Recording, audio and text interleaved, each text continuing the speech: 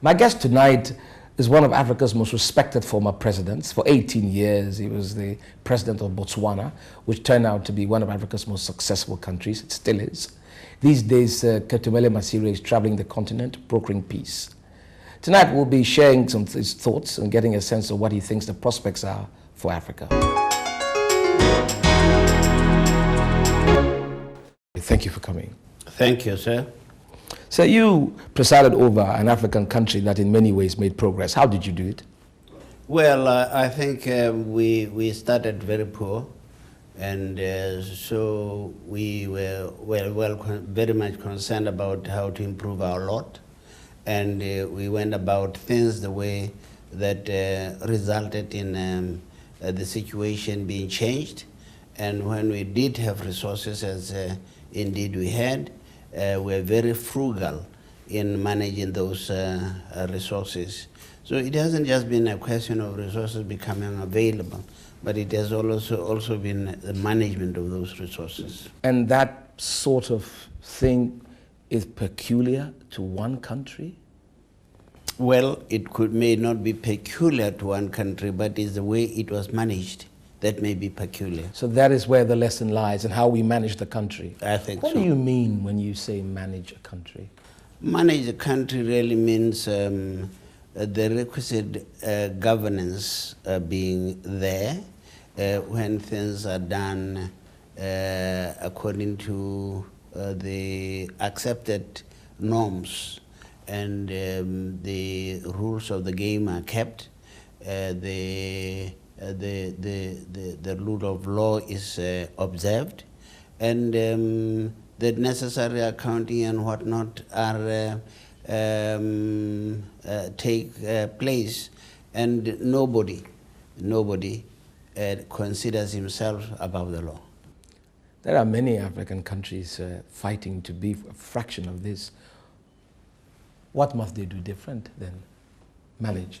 Well, I think countries are different, and each country has got its own personality, and managing it properly means really observing the rules of the game, as I said. Could it be leadership then? Well, is that what we're talking about? Yes, then? yes, it is the leadership. It's leadership because that's the crux of the matter. Political leadership. Political leadership. Or leadership at all levels. What are you referring to?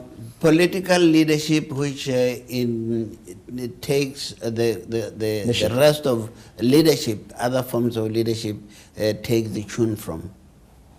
Botswana is exports diamonds for many years, and many people believe that its natural resources have been a key part of it. Are natural resources such as minerals key to Africa's progress? Yes, indeed, they are key. But again, the management of the resources, of those natural resources. You keep coming back to that, the management of resources. That's right. That's a human factor. That's right. And because it also, it should not just be the natural resources, but also the human resources to be trained and to be to conduct business in a manner. Did you invest in your human resources, Botswana? Oh yes, we did. How did you do that? Built universities or primary schools? Where was the focus?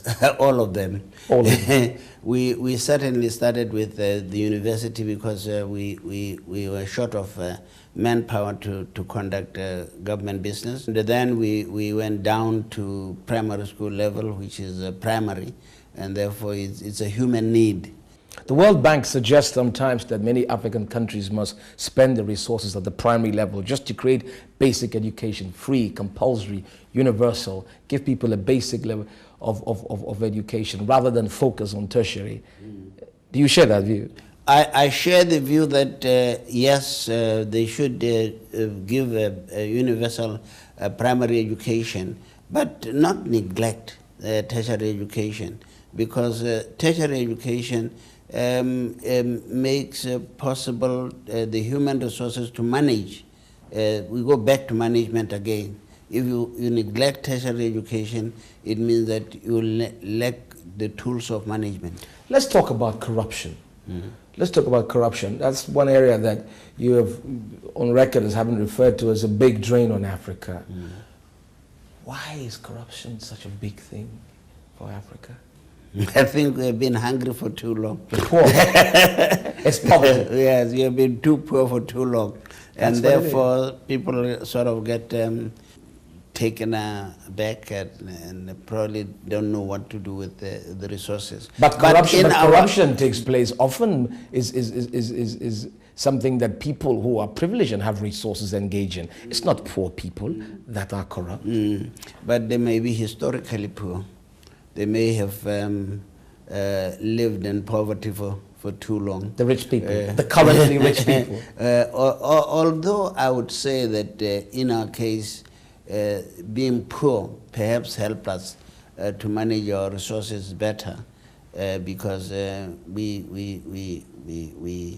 recognize that what we have. That's the contradiction, sir. But you contradict yourself there. Here we are, where with poverty, at one level, poverty has propelled you for development, but you suggest. Rather, we're dealing with human emotions, we're dealing with human reactions. The same situation which makes one weep can make another laugh. Let's talk about AIDS. It is a big problem in Botswana, AIDS, isn't it? Yes, it is a problem in Botswana, as I believe is equally a problem in the neighboring countries. You mean South Africa? Let me talk about Botswana because that's where I know. I think perhaps we have become too honest and too open and made our case. You've just told the truth. Yeah, just told the truth. So what you're suggesting is the AIDS is probably more prevalent in other places. Yes. But it's not as disclosed as easily. Yes. But that's not anything to take comfort from, because it's there. Even if there is no AIDS at all in other countries, the fact that it's in Botswana, we must fight it. And I'm glad that the president is leading the battle cry into in that field. How come it's so prevalent in Botswana and Southern Africa? Botswana is a crossroads country. Most of the African countries that are around us get their merchandise from South Africa, and all that merchandise goes through Botswana, whether it's going to western Mozambique, meaning what? In the Tete area, or in Malawi, or in Zimbabwe, or in Zambia, or in the Congo, or in Angola, truck drivers go through Botswana. That's one. The second thing is that Botswana has done fairly well economically, and therefore it is sucking people from outside. You mean drawing people into Botswana, and we thought at one time that AIDS was something of some other countries, only to wake up on one bright day to find that in fact AIDS was with us, and it has gone really into the society to the extent that it has become the problem that it is. What are you going to do about it? How are you going to fight AIDS in Southern Africa? Well, in the first place, we have tried to take away the stigma. Yes, let anybody who has AIDS know it's an illness, and that like all other illness, it must be treated, and therefore he must see how quickly he can be treated. Secondly, that we have put all over the country testing centers. We say know your status. Do they take advantage of this?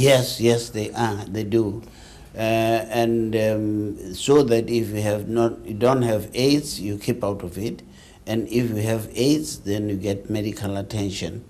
Thirdly, we are taking helping those who are looking after their AIDS patients at home with the resources so that they don't get out of pocket in looking after those. So it's not a death sentence in Botswana. That's what you're saying. It's not a death sentence. AIDS is not a death sentence. Yes. But when you have AIDS, you will die. But everybody will die one day.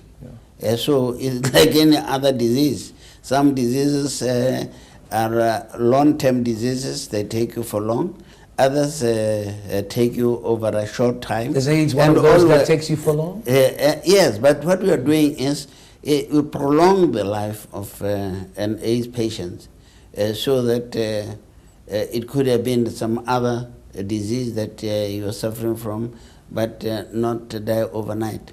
And there are retroviral drugs. Are these subsidized? No, they are not subsidized, they are free. Free, fantastic. Yeah, all over the country. There are centers where anybody who has AIDS can go to and have treatment. You must be spending a substantial amount of resources. Yes, a substantial amount of resources. Where does Botswana, as an African country, really generate its resources from, mostly?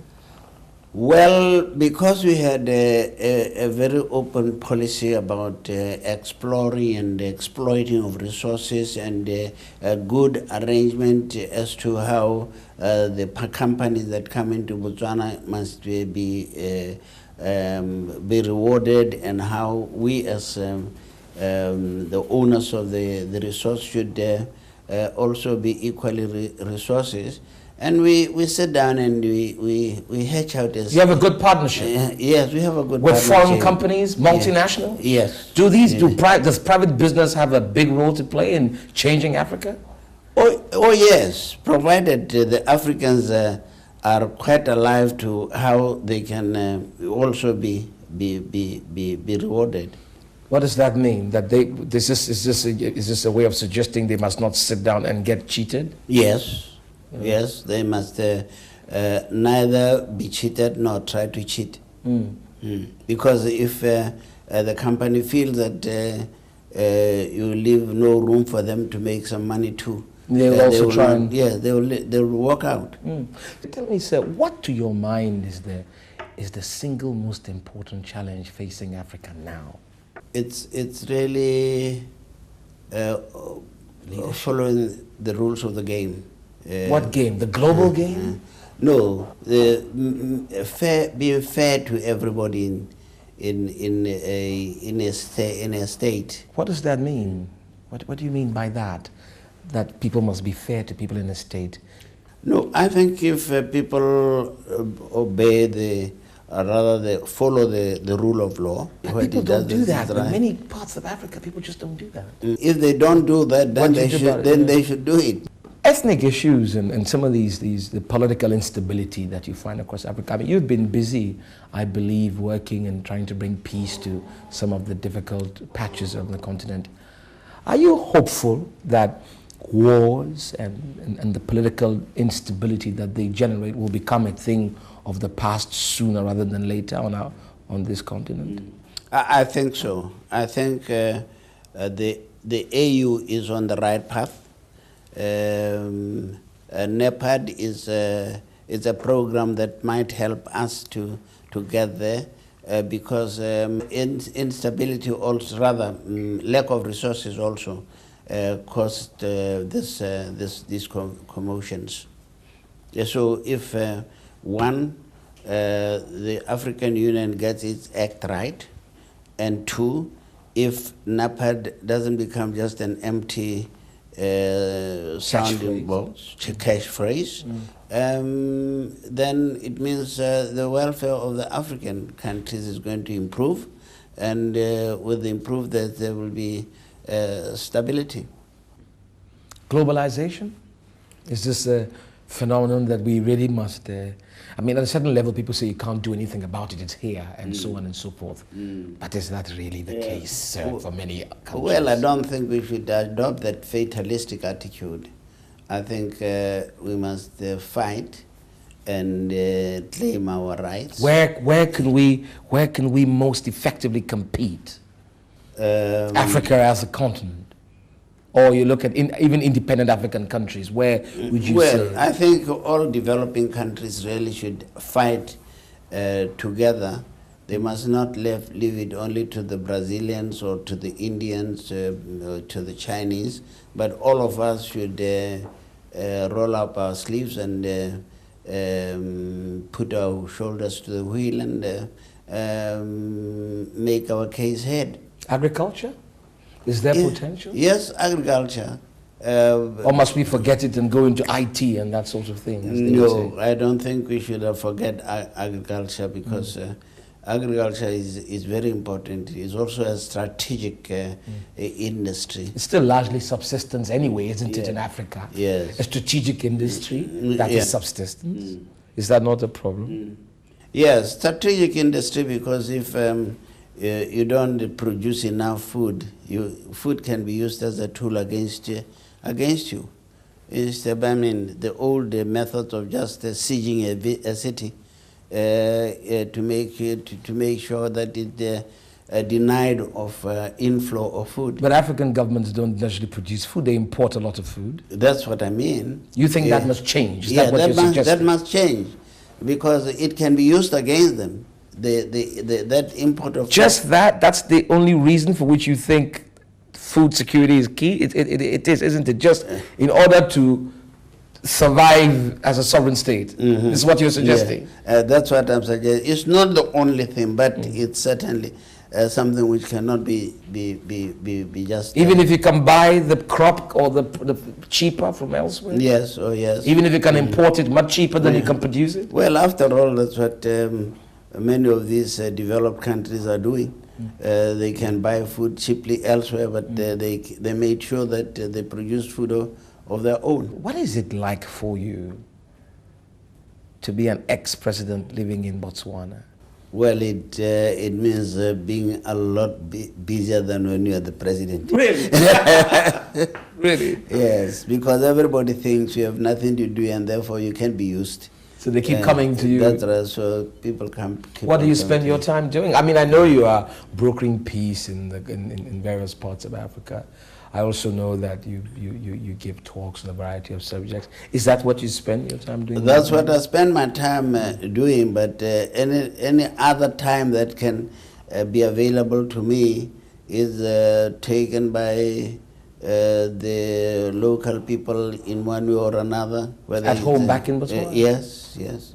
What were you like for 18 years? Did the people of Botswana think of you as a harsh leader? Or do they remember you fondly? What would you say?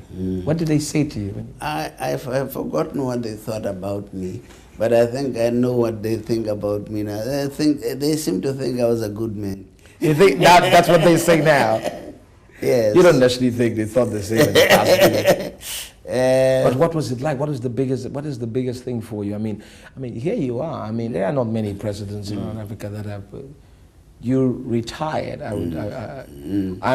We understand that you could have run again, but decided against it. Am I correct? Not only could I have run again, but I didn't finish my fourth term. Why didn't you? I left it 2 years before because I wanted to give the person who was taking over from me at least two years or 1.5 years, depending on when he was going to call for elections. To settle down and get the necessary confidence. Were you doing all of this to protect yourself? Did you just want to ensure that you were succeeded by somebody who would look after you? No, not at all. But it was a question of stability in the country. If people in my party were caught napping at the elections, just because I'm leaving and all of them are rushing in to see who of them will do. Instead of fighting elections, they would be fighting among themselves. So you wanted to create, if you like, some orderly process of transition, am I correct? Precisely. But was that a competitive election? The president, President Mugabe after you, obviously had to submit himself to election. Mm-hmm. Well, we have a law in Botswana that if the president, anything happens to the president, he retires or he drops dead or he becomes incapacitated in whatever way, the vice president should take over from him. There again, you see, if for instance the president dies, when we are running around with the funeral, for people to be running around trying to canvass to to be elected, that's not tidy. So the party that you belong to has been in power for a considerable period of time. Yes. Does opposition have any meaning there in Botswana? Well, contrary to what was obtaining at the time, or where all African countries virtually believed that there should be no opposition, we allowed opposition because we felt it consistent with democracy to let the people decide who their rulers should be. Do you have a good opposition? Well, yes and no. Sometimes they're good, sometimes they're not that good. But it would be important, obviously, wouldn't it? Because if you are going to be replaced by somebody, the least you'd hope is that they can continue. Oh yes, we certainly wish and hope for a good opposition because, as you say, people may just get tired of us and elect another party, and unto us, if it's not an effective party. So we believe the opposition should be really offering some alternative way of conduct of business rather than just wishing to replace the ruling party. Are there, as an elder statesman in Africa, people have completely see that in a certain light? Do you feel pressure? Do you feel pressured by that responsibility? No, we are not pressured in that if there is anything we can do to help, it's a joy and a pleasure to give that help. So it's taxing, but it's not pressurizing. Thank you so much. Thank you so much. I appreciate you coming.